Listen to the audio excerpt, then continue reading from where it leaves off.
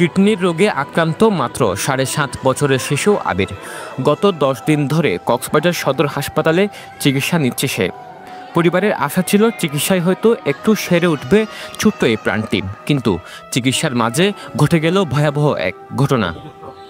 ডাক্তারের পরামর্শে আবিরের বাবা শহরের পেট্রোল পাম্প সংলগ্ন রামু প্লাস মেডিকো ফার্মেসি থেকে আনেন অ্যালবুমিন ইঞ্জেকশনটি প্রয়োগের কিছুক্ষণ পরই শিশুর শরীরে দেখা দেয় তীব্র খিঁচুনি।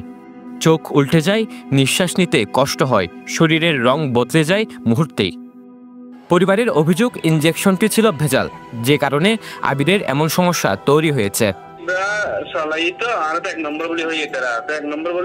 নম্বর লোকই থেকে ধরেন 10 মিনিট পর্যন্ত চললে হঠাৎ মাঝে পোয়া খেঁচানি শুরু করে দিল লাগে, মানে আর টেম্পারেচার গিরগিরে হাফের এটা আমাদের কোনো নন ফ্যাশার গিয়ে নি 10 মিনিট করে ফেলাই দেরি আমার নয় দেখি তুই ভাই ডাইরেক্ট ভেজাল ডাইরেক্ট মানা করে দিতে লাগে। হ্যাঁ ডাক্তার দিল কপি।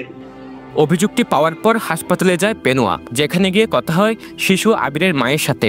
তার দাবি, ইঞ্জেকশনটি দেওয়ার পর তার সন্তান আরো বেশি অসুস্থ হয়ে পড়েন। কালকে ওরা নকল দিছে, ওনারা বলছে ওটা 100% গ্যারান্টি দিয়ে দিছে আমাদেরকে।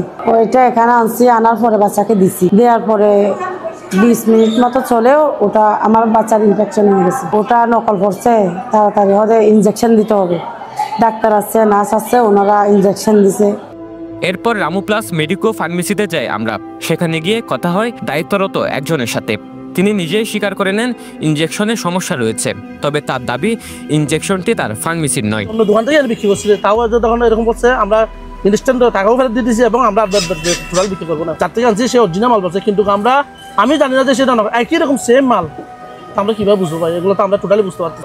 এটা হচ্ছে রায়ান মেডিকো আছে না, রায়ান মেডিকো ফার্মেসি কর্তৃপক্ষ বলছে, আবিরের বাবা জাহাঙ্গীর ইঞ্জেকশনটি কিনতে গেলে রামু প্লাস ফার্মেসিতে না থাকায় তারা শহরের শিকদার মহল এলাকার রায়হান মেডিকো থেকে সংগ্রহ করে এনে দেন।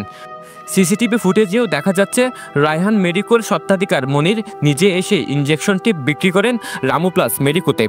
ও আমাকে আমার দোকান আমাকে দেখা দিচ্ছে, তো এখন যখন দেখা দিচ্ছে ও বলছে তো আমার কোথায় পাচ্ছি না ভাইয়া। আমি দেখতেছি ফোন দিয়ে দেখছি, ও বলছে দাদা আসা আমার একটা। পরে রায়হান মেডিকোতে যাই আমরা। সেখানে গিয়ে ফার্মেসির স্বত্বাধিকার মনিরকে পাওয়া যায়নি। পরে মুঠোফোনে যোগাযোগ করলে তিনি দাবি করেন ওই ওষুধ তিনি নিয়ে যাননি।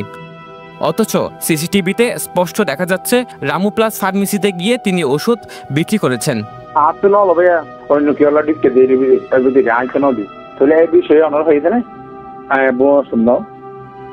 এভাবেই দিনের পর দিন অসুস্থ রোগীদের সাথে প্রতারণা করে যাচ্ছেন এসব ফার্মেসি। এতে প্রতিনিয়ত স্বাস্থ্য ঝুঁকিতে পড়ছেন সাধারণ মানুষ, বিশেষ করে শিশু ও বৃদ্ধরা। এবার আমাদের গন্তব্য কক্সবাজার ঔষধ প্রশাসন কার্যালয়ে, যেখানে গিয়ে কথা হয় ভারপ্রাপ্ত ঔষধ তত্ত্বাবধায়কের সাথে।